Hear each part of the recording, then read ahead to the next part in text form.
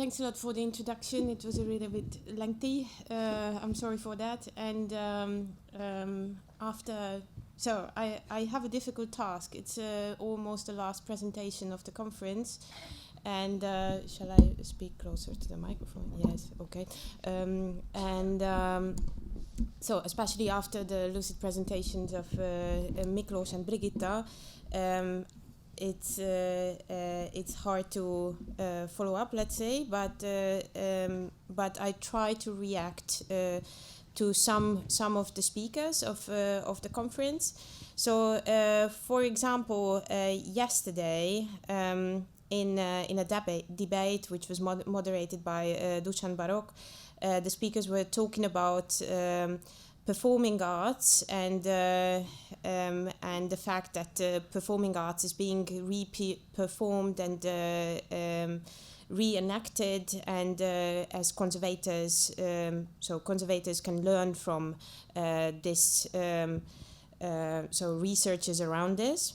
This was one thing I noted, and I will tell you why I noted this. And then the other point was the preservation of the milieu around the works, which was Brigitta was also mentioning. And so the attached meanings and contexts should be preserved as well. And actually, 3 years ago, it's already almost 3 years ago, I presented a paper at this very conference, which was about a planned research project on using virtual reality to reenact or revive past exhibitions, and to use virtual reality to include visitors who cannot visit certain places, and to make exhibitions accessible through virtual reality, which are in another place. And in the end, after a bit of efforts, it turned out that this idea got some funding, let's say, and backup from different institutions, as mentioned before in the introduction. And we will introduce the project Beyond Matter later, which is a collaborative research project incorporating other museums and research facilities and universities almost all over Europe. And in this framework, I will be able, with some fellow researchers, to revive certain clashes in representation and materiality. What does it exactly mean? So actually this title refers to an attempt to revive or to reinterpret two exhibitions that thematized systemic confrontations of visual representation and materiality, or rather the possibility of its opposite. The two exhibitions are Les Immatérieux, curated by Jean-François Lyotard and Thierry Chaput at the Centre Pompidou in 1985. And the other one is Iconoclash from 2002. But first, let's talk about the first. So let's talk about Les Immatérieux. So the exhibition took up the entire area of the 5th floor of the Centre Pompidou, almost 3,000 square meters, which was built with the help of hanging walls made of metallic gauze to form a labyrinth-thick construction. And this is the catalogue, and this is how it looked like at the Centre Pompidou during the building process. And finally, there were 5 main passes through this quite labyrinthic structure, or in the Centre Pompidou. And there were altogether 60 sites in the exhibition with more than 200 exhibits, which were not only artworks, and it was not an art exhibition at all, but it presented phenomena from science, art, and technology, but not in the form of an exhibition, but rather as a skeptical questioning of the current conditions of knowledge with big K in the beginning. So the central themes were the human body and language, authorship and memory, and how their understanding is affected under the conditions of contemporary technical and scientific development. So this project was bringing a curator into the museum, which is maybe now a more widespread practice than it was before. And even Bruno Latour, who is one of the curators of the other exhibition I'm going to talk about, named Les Immatérieux as the first Gedankenausstellung, so an exhibition which is bringing the visitor through thought processes. Yeah, exactly. So that was the approach of the exhibition, and it was not really emphasizing art, or it was not meant to be an art exhibition.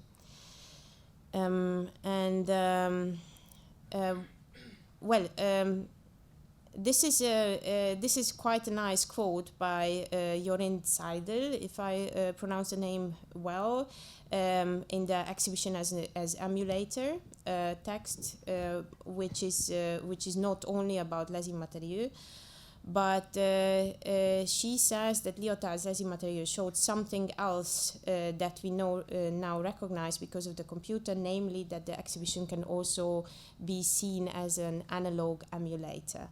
The exhibition as emulator can be imagined as a kind of salvage program for all kinds of words, belief systems, and realities that it retranslates into universal codes and interfaces. The exhibition as an emulator thus allows us to play old exhibitions, displays, or shows, but they are encoded according to a new program and conditioned by a current system, so they generate a new pleasure and a genuinely contemporary experience. Well, it is quite hard not to take this quotation as a metaphor, because of course it's an exhibition can hardly be a proper emulator, but it tells a lot about the approach, and also it tells a lot about the obsession of this exhibition, let's say, because there were, I was going to show a few artworks, but I think I will skip it. Like, well, this is Annegret Soltau Schwanger, so like pregnant. It's a photo collage, and this was one of the exhibits, which was contemporary art at the time. But as I mentioned before, it was not the focus of the exhibition. So the focus was rather Lyotard's postmodern vision, which staged various specimens, including artworks, artifacts, and objects illustrating scientific developments. That has been an influential, and it has been an influential exhibition ever since. With the title Les Immatérieux, Lyotard sought to opt out of Cartesian dualism and thus break with modernism. And I was going to show a few covers of books, monographies on the exhibition, and there are numerous further articles and other publications related to it. And so it has already quite an extensive literature. And one of the researchers of the exhibition, Yu Kui, in one of his talks, talked about Les Immatérieux as, or he said that it is an example of the cybernetization of the spirit. It's a challenge to understand what he means with that, but this is why research projects are being started, and exactly this is why this exhibition is going to reinterpret it as a 3D model, which will be then accessible to the audience on different platforms. Then the second exhibition, which is going to be reinterpreted and revived as well, is Iconoclash, Beyond the Image Wars in Science, Religion and Art. And the curators were Peter Weibel, Bruno Latour, Peter Gallison, Adam Lowe, Joseph Leo Kerner, Dario Gamboni, Hans-Ulrich Obrist. Yeah, I have to say, all Occidental dudes. It's like that. And the image you can see is one of the visually most striking artworks of the exhibition, Arata Isotsaki's Electric Labyrinth, which was supposed to be exhibited in '68 in Milan, but it was never exhibited in the end. So it was an act of iconoclasm, and this is why it made it to the exhibition and then to the ZKM collection, and it's currently exhibited at the ZKM in the collection exhibition as well. So, as Bruno Latour and Peter Weibel put it, Iconoclash is not an art show, not a science and art show, not an history of art show. Iconoclash offers a bewildering display of experiments on how to suspend the iconoclastic gesture and how to renew the movement of images against any freeze framing.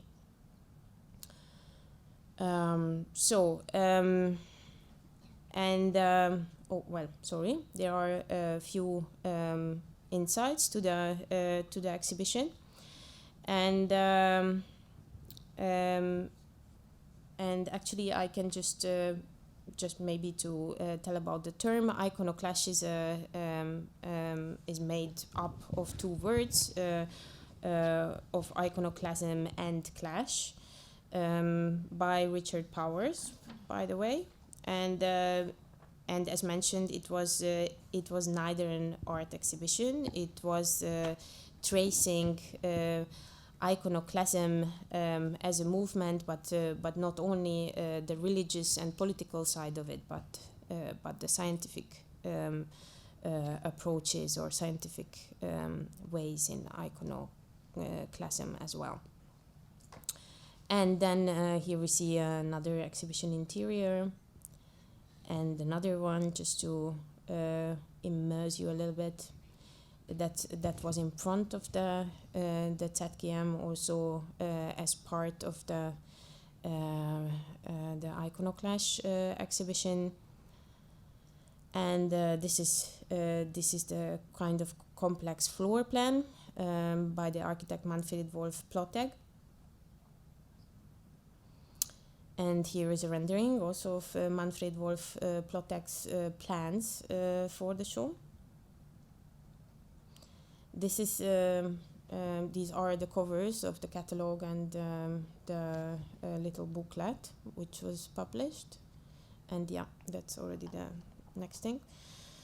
So actually, similar to Les Immatérieux, Iconoclash can be interpreted as a statement about the role of exhibitions and the institutions where they are displayed. The very materiality and of art and artifacts in an exhibition, in a Gedankenausstellung, is being questioned in Les Immatérieux as well as in Iconoclash, while Iconoclash accentuates and finishes off the debate on simulacrum, the main figures of which were Baudrillard and Hélène Badiou of the 1990s, and adds a scientific twist to it with the inclusion of the scientific image in the study of iconoclasm. Representation, whether material or pictorial, is the key notion of both exhibitions. This is why they are brought together in this research project. Thus, both of them qualify for being guinea pigs of experimentation that tries to revive, model, and resurrect them, but not. So they are going to be reinterpretations, not reconstruction. So we try to avoid the word reconstruction in this manner, because it's not possible in none of the cases. So it would be a futile attempt to even try to reiterate these exhibitions as three-dimensional models or digital twins of the past real events. So the models are going to be elaborated nevertheless, and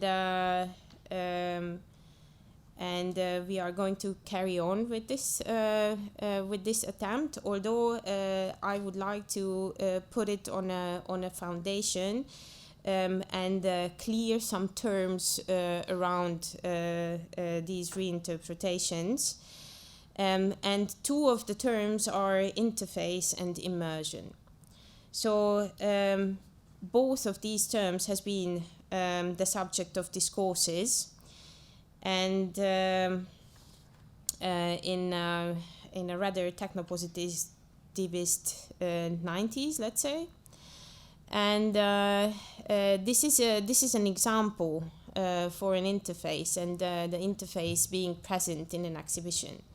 This is the net art section of Documenta 10 or Documenta X in '97 at the Documentahalle Kassel, and it was presenting, as you can see, net art curated by Catherine David as the main curator of the Documenta 10. And well, in this case, we see the bare materiality of the cyberspace enclosed in tin cans and staged in an exhibition. So and a few other international exhibitions of net art followed this presentation at Documenta in an attempt to keep up with the trend, including a comprehensive exhibition on net art at the ZKM a few years later. And as a result, 2 years later, net art was declared dead by an important figure of the scene, Alexander Galloway. And this presentation also triggered a prank-like project, Documenta Done, that highlighted net art's uneasy relationship with institutions and archives. Following the exhibition, the news circulated at the exhibition's website, which included browser-based art and online forums, would be taken offline and sold as a CD-ROM. Vuk Kosic quickly copied most of the Documenta 10 site to his own server, ludmila.org, and circulated a mostly fake press release about this act, pinning the blame on an Eastern European hacker. An artistic ready-made and the prankish gesture of institutional critique, the copy of Documenta 10 serves as a testament to the way in which meaning and memory are contested online, and the difficulties of adapting these informal processes to an institutional context.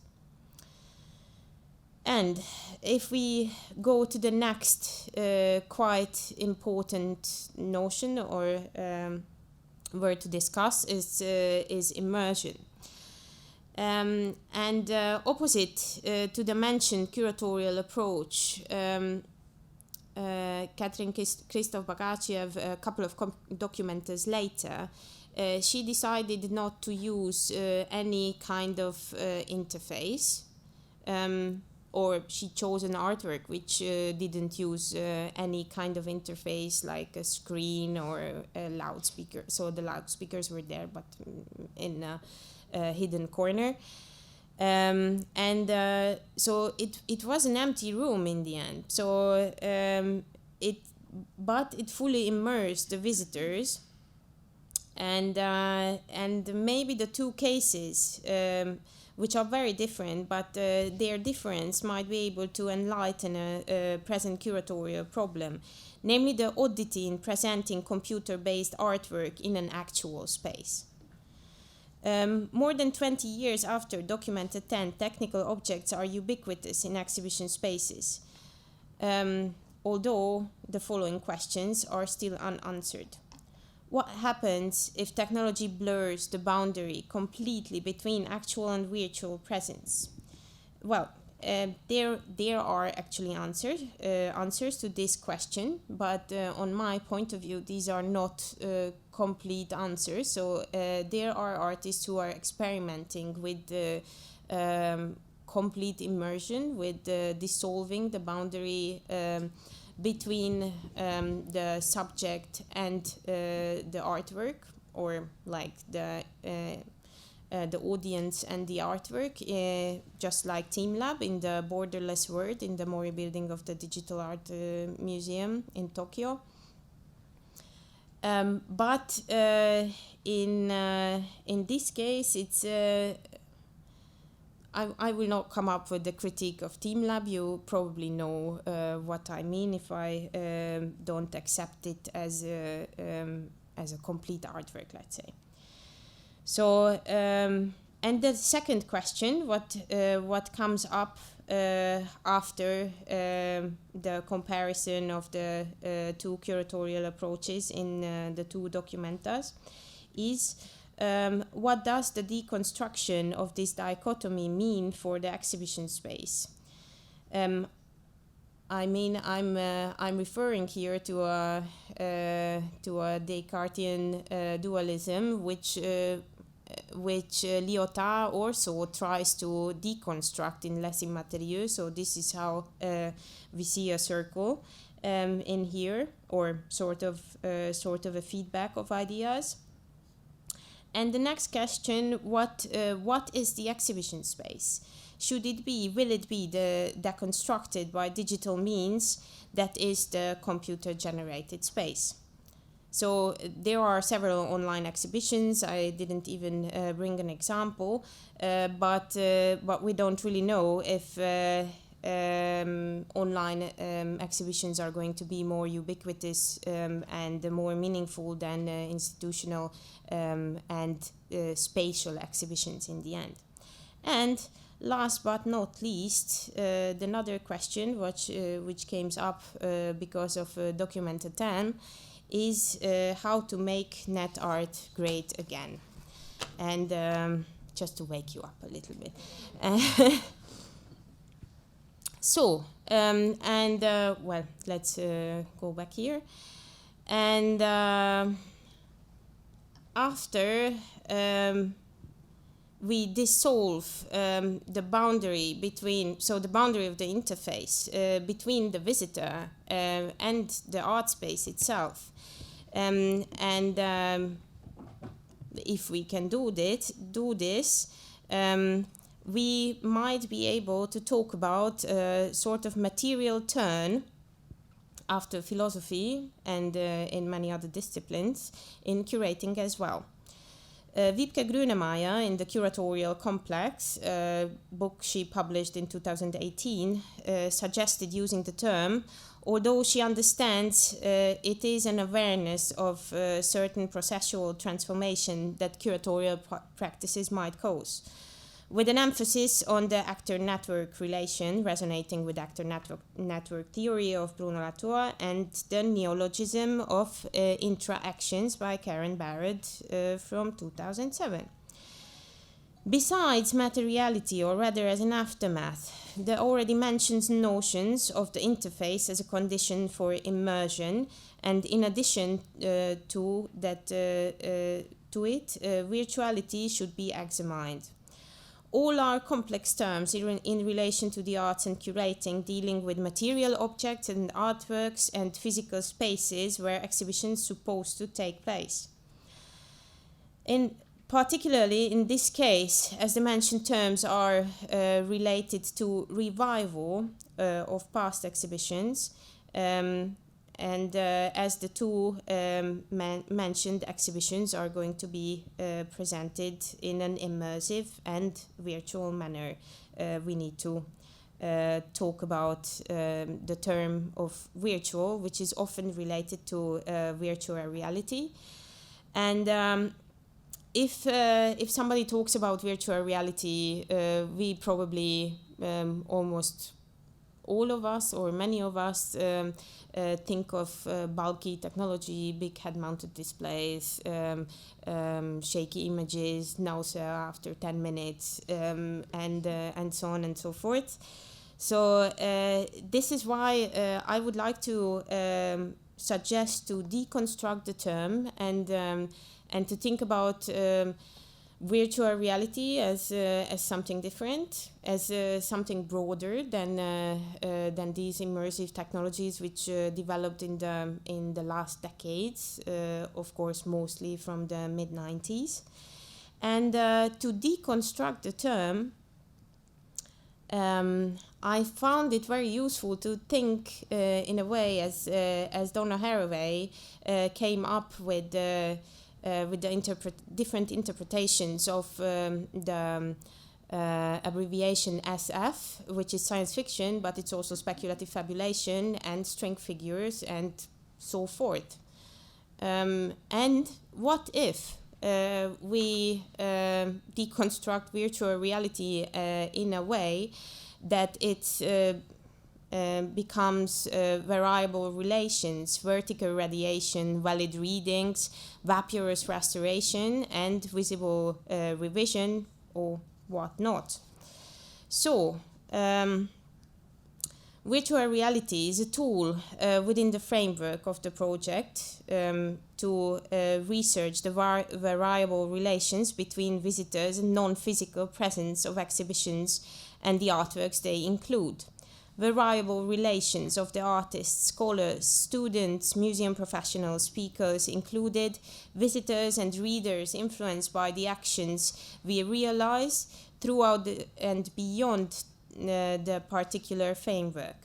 Virtual reality technology will help us to radiate and mediate curated artistic and scientific knowledge and aesthetic components in a vertical way, thus unbound to the physical location where the exhibition takes or took place. And I sincerely hope that we can offer valid readings, whether we engage with past exhibitions or the question of spatiality in conceptual media and contemporary art, and we'll be able to elaborate experiential studies and best practices for further investigations in the field. Speaking of past exhibitions, where the experiential approach is the most important, vaporous restoration might be a term to use while reconstructing les immatérieux and iconoclash, and vaporous in the term in the sense of non-physicality. These reconstructions, which are not reconstructions but rather models, are going to be visible revisions or reinterpretations of the exhibitions. And this also means that we are dealing with the sort of necropolitics of past and now resurrected and exhibitions.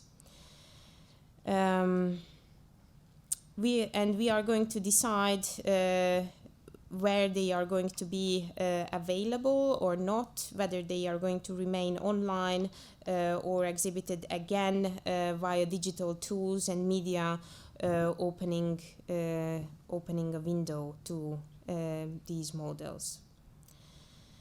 So I would, after such a, yeah, that's the next thing. So after such a deconstructive way, there is a definition which of virtuality which still holds, namely by Catherine Hales from '95, from the book How We Became Posthuman, in which she says virtuality is the cultural perception that material objects are interpreted by information patterns. So this definitely has deep implications for exhibition spaces, whether they take up physical or computer-generated space, whether they are places of discourse or knowledge production, or whether they move beyond the coercion of production and remain spaces of thinking. So this would be it, and actually we would like to later on come up with a more elaborate and a more comprehensive presentation of the mentioned research project, which doesn't only include the remodelation of the mentioned 2 exhibitions, but it's only a part of it. It's called Beyond Matter, Cultural Heritage on the Verge of Virtual Reality. And I think I would leave it with that right now and give the word to Bela. Thanks a lot. Thank you.